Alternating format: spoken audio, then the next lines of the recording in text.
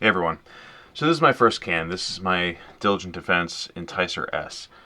This has a standard hub on the back of the can, so I can use kind of any adapter that's made for this size. And before I even got the suppressor, I had picked up the DeadAir KeyMo adapter, and I put it on the gun, put it on the suppressor, put it on the gun when I finally got that, and I realized it's a good system, and I'm going to compare and contrast it to a very different system, which is the Rearden Atlas, which is right here. So you can see I actually have two Atlas adapters. This is the titanium one, and this is the steel one. We're going to compare the steel to the KeyMo in this video, and we'll just see kind of the differences and why you might want a KeyMo and why you might want an Atlas. Spoiler alert, I've chosen the Atlas for the one that's going to live on the suppressor, but I'm not saying it's the right choice for everyone. It's just my choice currently, and I'll explain kind of why I came to that as well. Let's begin. So in front, this is a standard A2 bird cage. You can see it's the A2 as opposed to A1 because there's an area, flash hiders up top, and space on the bottom. Most flash hiders don't have to be timed relative to up and down on the barrel. This one has an area so that when you're lying prone, it doesn't blast dirt and everything from below you. It only pushes flash upward. I like the A2. A1 works really well. A2 works just as well, and these guys are cheap. This is the Rearden Atlas 3-prong mount. They have a couple of different mounts. They work by a taper, which is right here, and a thread behind the taper, so you actually seal. Hear my furnace kicking on.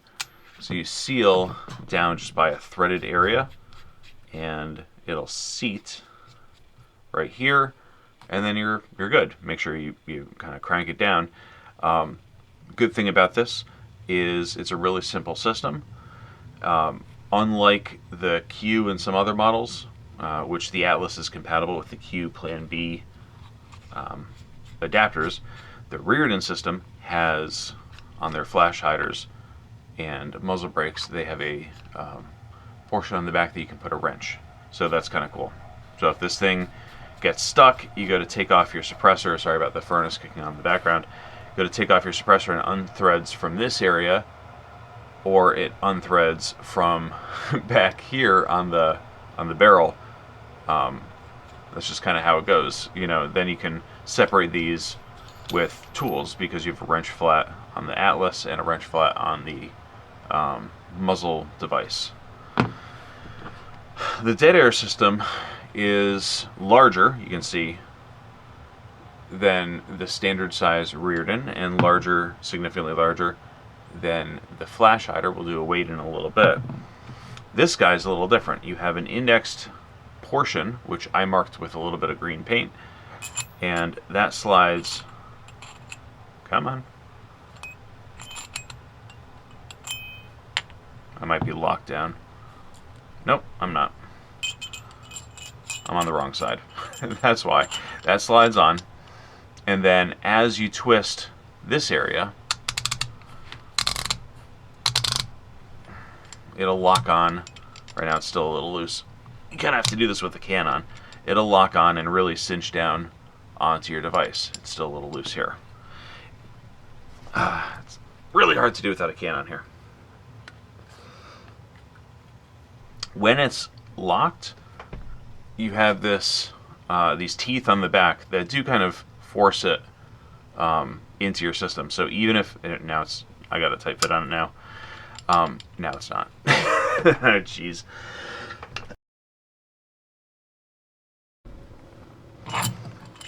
I got it separated. Did a little bit of focus.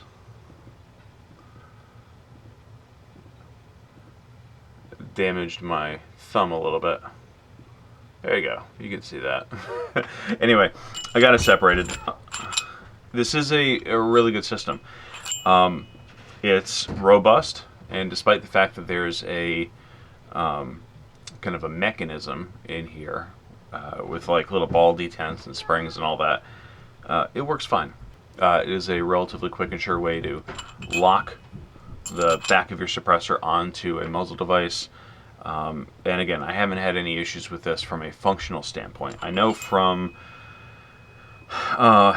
some user reports there's a bit of a questions of reliability or this thing coming unlocked.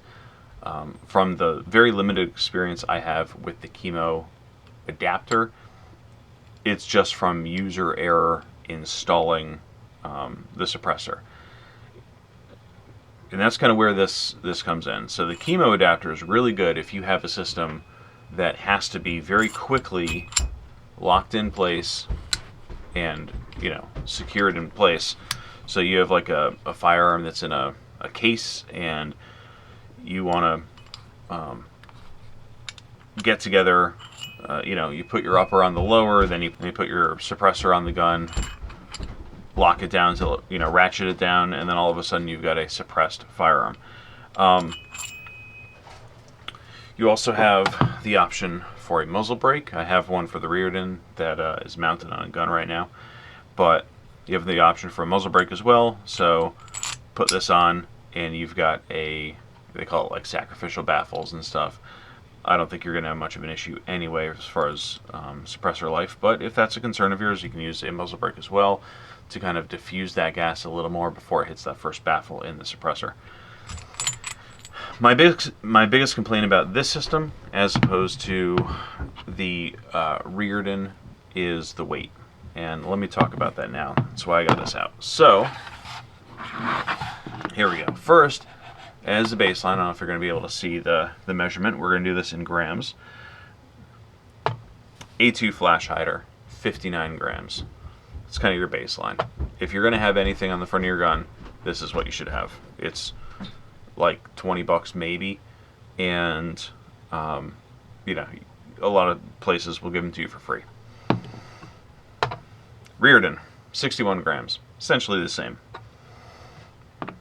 Just the muzzle device. Now this is the 3-prong flash hider. This is just an example of a muzzle device that you have, but it's comparable-ish to the A2.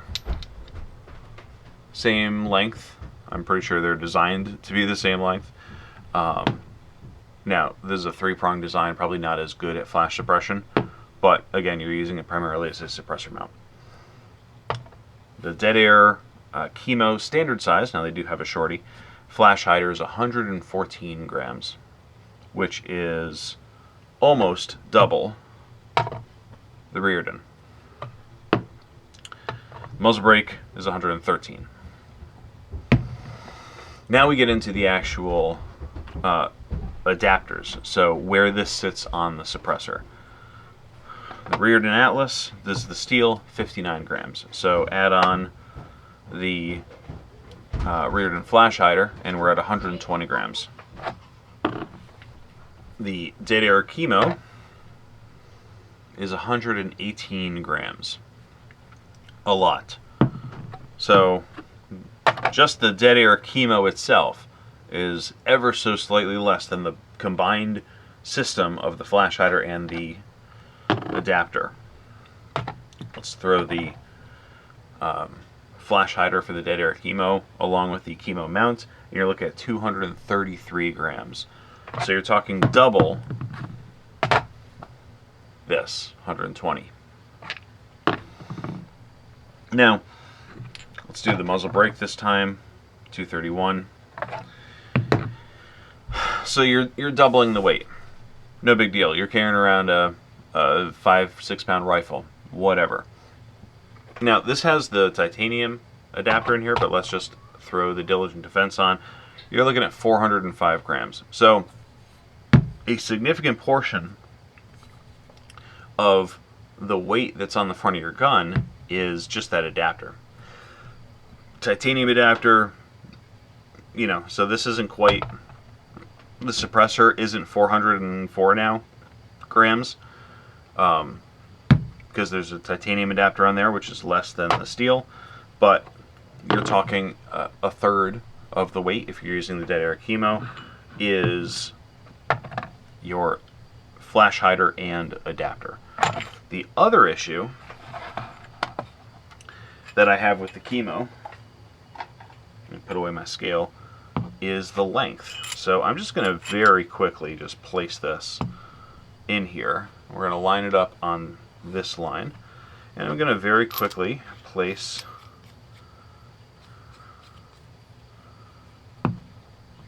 the Rearden Atlas, and I'll do my best. I'm doing my best to keep it on the same spot.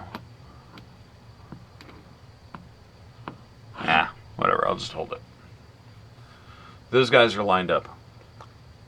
You can see the Rearden Atlas is about half an inch longer than, the Rearden Atlas is about half an inch shorter than the DeadAir KeyMo. And that's where the suppressor sits. So here, the suppressor would sit here, and on the Rearden, it would sit about here, further back. So 1 to 2. What that does is it takes, it's not a huge difference, but it takes the added weight of the suppressor and the adapter and the flash hider and puts it here versus here on your gun. That little bit you can absolutely feel. Now, why would I choose the Rearden system over the DeadAir system, personally? Because I want a total suppressor system that is, number one, for me, simple. I like a system that I don't have to worry about maintenance, I don't have to worry about lubrication.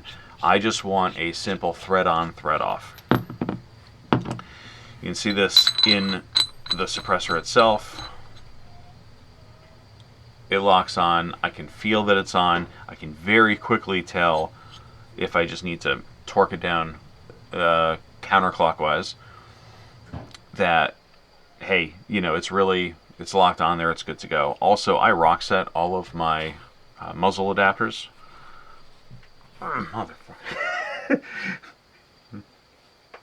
And you can see just by a little bit, let me grab a wrench.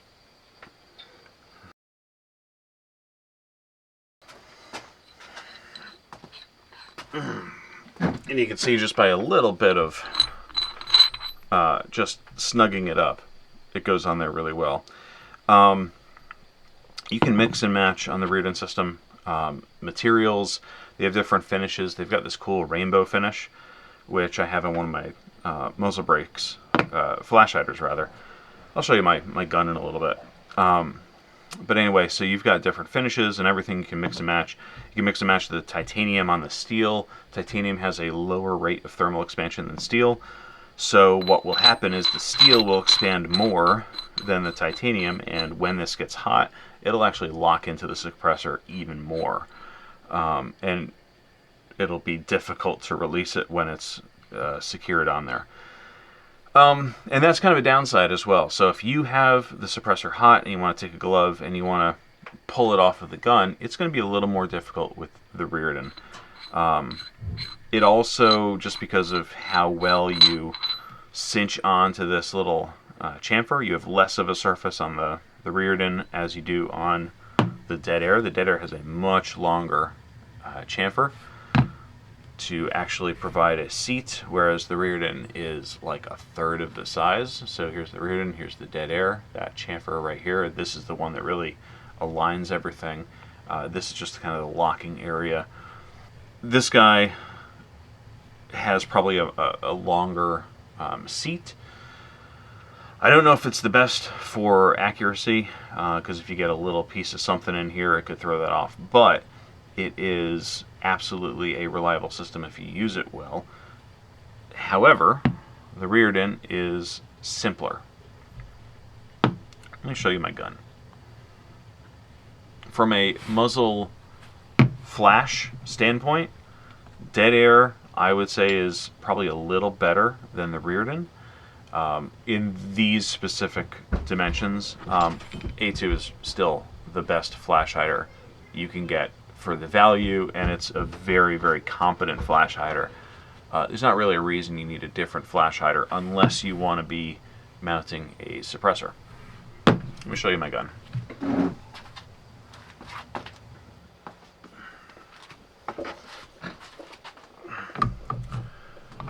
lastly, this is the device that's on my firearm right now. This is their kind of rainbow. It's not an anodization, but it's something. But anyway, so this is a standard flash hider, also from Rearden. It's slightly shorter than their full-size one, but you can see, just the adapter going on here, that you still have room for these muzzle flats to be able to take the suppressor off the gun if it's really locked on there. You would lock one wrench onto the adapter, one wrench onto the muzzle device, and break it off as you need to. And that's it. That's a pretty simple system, and this little 3-prong is even a hair shorter, maybe?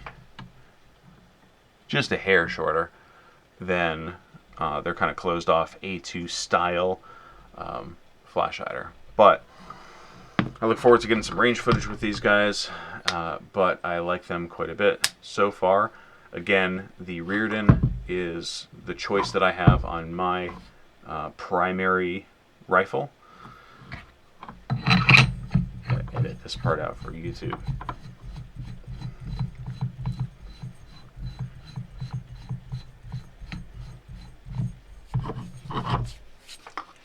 This is it, fully on there.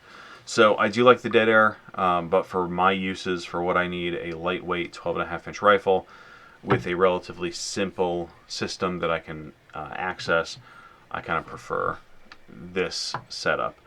I'm probably going to keep the DeadAir still. I will put it on some muzzle device.